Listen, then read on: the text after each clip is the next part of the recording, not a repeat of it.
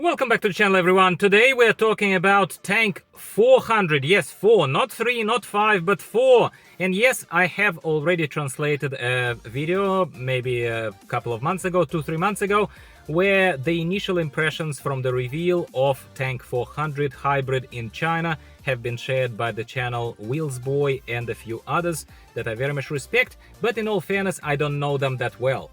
Today, I am repeating kind of the content topic, which is the first initial impressions and the first early review of Tank 400. However, done by the person I very much trust, very much respect, and it is the one and only Ilya from Klubniy Servis, Moscow. You know what those guys do, and if you don't, subscribe now and check the history of the videos of my channel. And before we continue talking about Tank 400 and what our friend Ilya thinks about it, trust me, you don't want to miss it, I would like to once again thank the very new friend and a very new sponsor of this channel, Into the AM, a very talented graphic design team who are offering these lovely graphic and not just graphic t-shirts, tees, and this lovely, look at this. You might think that this is disturbing, but this is, given my tattoos and everything, this is right up my alley. They sent me a bunch of these lovely t-shirts to kind of show to my audience and say, see if your friends like it. And I hope that you do like it, because I genuinely love this new design. It makes me feel like I'm not boring anymore. And let's face it, as a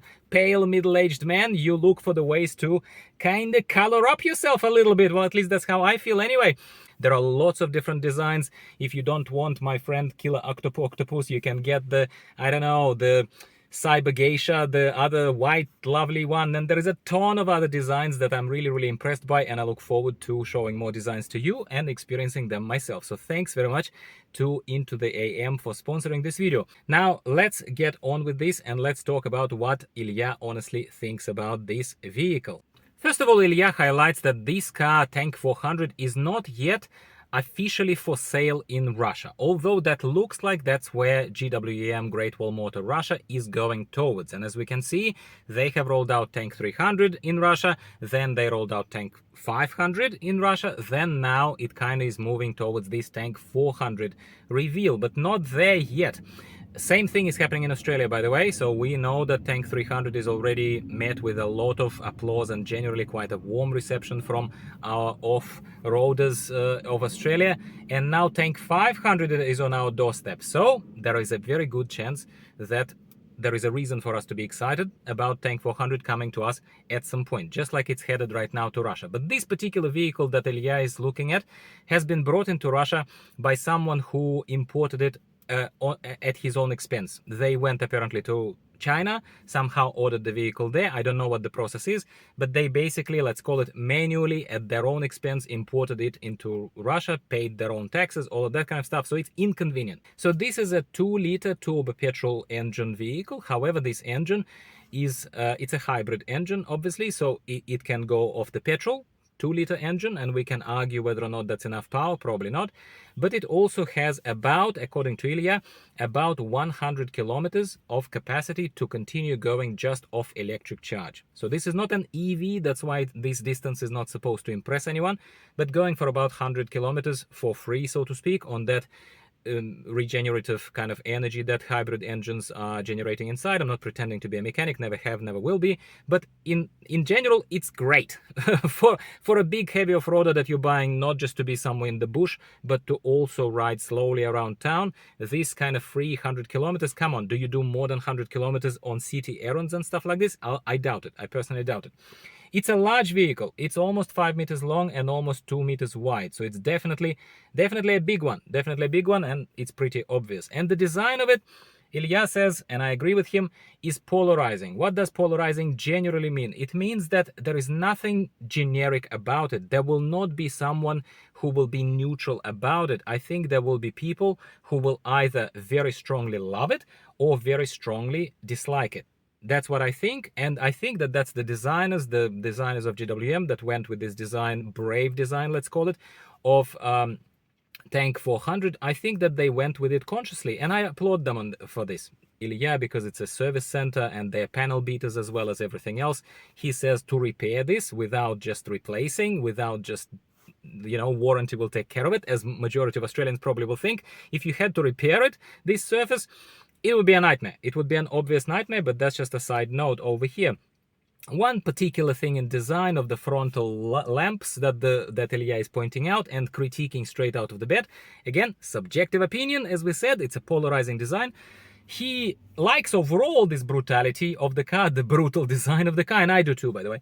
But what he dislikes upon closer examination are those frontal lights that have these eyebrow kind of little, he refers to them as eyebrows, and kind of like shelves. They're like little shelves above the light. Like it sort of gives it a bit of an eyebrow kind of effect like this to the frontal look of this vehicle. It's weird. I agree with him. And now that he pointed it out, I look at it all the time now myself. So sorry if that did the same thing to you. That is subjective, but not amazing. He also points out that there are two inlets for the charge. So on one side of the car there is a little door that opens to reveal actually where the petrol goes. That would be just unleaded petrol, I imagine, when it comes to Australia eventually. And on the other side is another outlet that has actually an electric plug, which is interesting as well, but they decided to separate the two. They're not on one side. That's just designed, right? Now, from the rear kind of, when we look at the rear side of the vehicle, again, brutal design, very original, very interesting. I personally like it. But Ilya says he always kind of, he never misses a chance to take a little stab, sometimes, sometimes justifiably, at the Chinese manufacturers, that they steal elements of design from the more successful European or Japanese manufacturers. In this case, he says that they stole the way that the spare is placed on the tailgate from Mitsubishi Pajero 4, apparently model. I will not pretend to be an expert. I'll take Ilya's word for it, but apparently it's done the same way. And he says to them, "Oh, my Chinese friends, you stole another idea. Good on you guys." That's what he said, and I agree with him. If it's a good idea, why not steal it? Repurpose it. Sorry, not steal. Repurpose it. So yeah, it would be much easier to take this spare off the tailgate rather than do what a Land Cruiser 300 or Land Cruiser kind of cars expect you to do, is climb under the thing and get it from under the boot area in the mud, wherever you are. It would be highly inconvenient. I have no idea why Toyota insists on designing it this way. I think it has been time proven, not just by Chinese manufacturers, that placing a wheel on the tailgate on it is much better, both for buffering from the rear hits if something like that happens. I personally reversed once into a tree. I did it. I did in my Jeep. And it was great that the wheel was there. And just for the simplicity of it. He comments very quickly on two cameras. There are two cameras to provide like a proper view of when you're reversing and whatnot. And also then he proceeds to talk about the side line, kind of middle line of the vehicle, where around the B pillar, he says the B pillar usually gives you an idea, optical idea, of how wide really truly and how spacious the vehicle is going to be inside, or how narrow it's going to feel for people inside. So in this case, he kind of is, even before sitting in the vehicle, he kind of is skeptical straight away, saying, well, this is going to steal quite a bit of space in there, wouldn't it? Because that B pillar is sort of sunken in on the sides. Fenders are kind of going out. It like looks all fancy and weird and brutal on the outside, but the central pillar shrunk. It kind of is like that corset that holds the car together. Do you know what I'm saying? I think that's a good point. Once he sits in, he kind of says that basically this, first of all, he doesn't want to step on that threshold or the step that kind of comes out, same way as it comes out in Tank 500, but Ilya is a massive 150 kilo man, so he says, if I step on this would be the last time we see this step, and I probably trust him, and I probably would avoid it either, stepping on this, even though I'm not as big as Ilya, nowhere near as big as him. So he says that fake step is over there, and now as he sits inside, he continues talking about the stolen space that designers didn't think about, especially considering a larger male, presumably, but we will not limit it just to males, sitting inside of that vehicle on the driver's side specifically. He talks about how the Chinese designers insist on having that rather generously protruding inward space of the handle of the driver's door handle, and all of the controls of the mirrors, all of the controls of the windows to open the windows are placed right there sideways.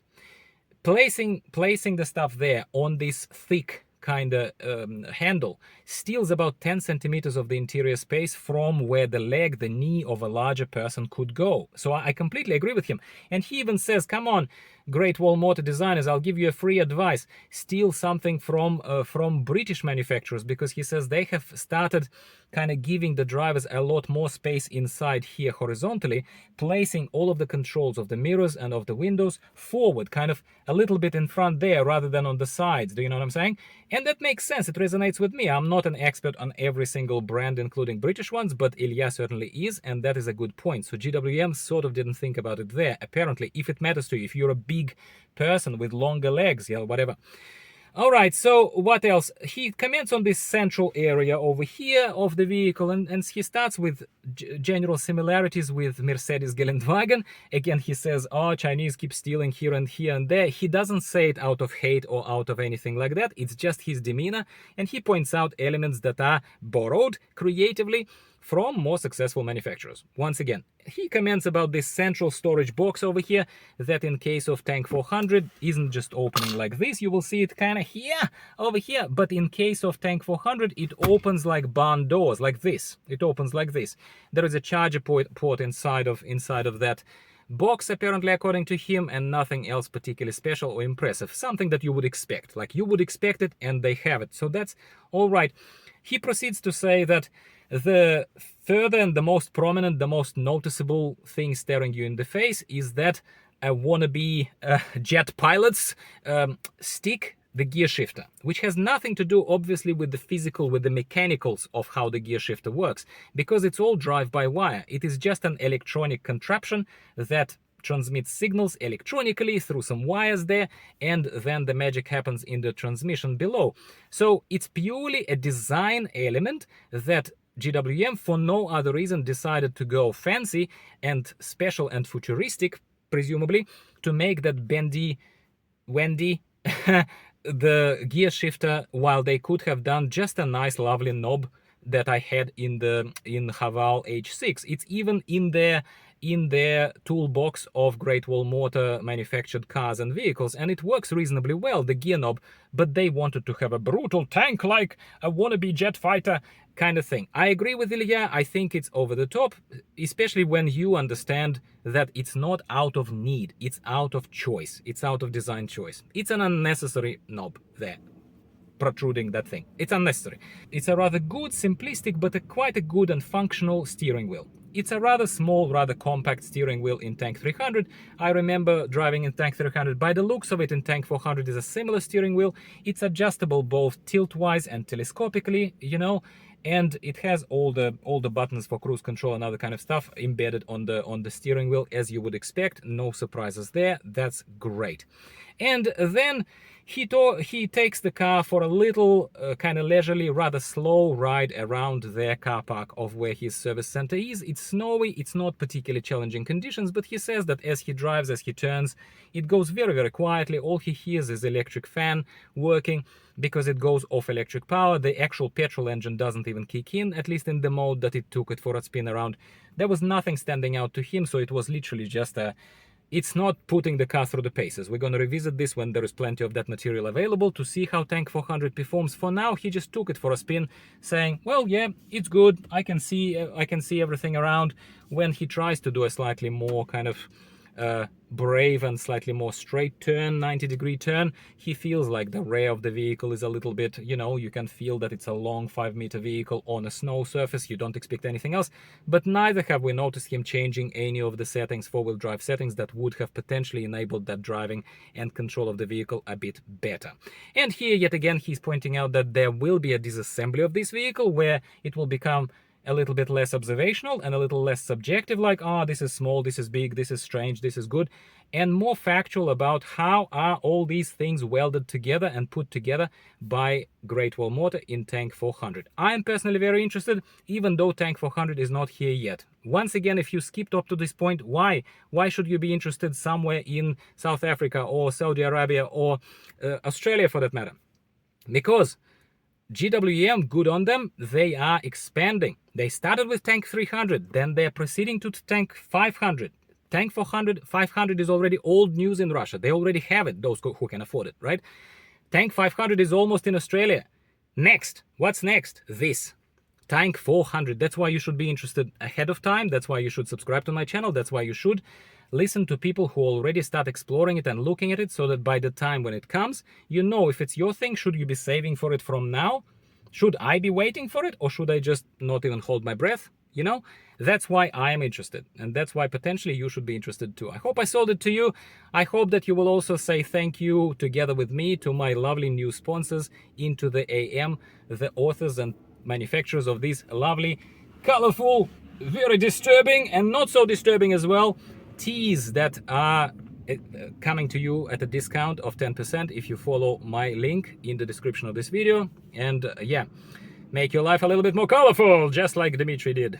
Thank you very much for watching. I hope you enjoyed this. If you did, never leave the video without giving me a quick like. It takes a lot longer to put these videos together, and it takes you only 1 second to say thank you and tell me that I'm doing something right and that you're interested in more of the similar content. Thanks again. I'll talk to you very, very soon next time. Bye for now.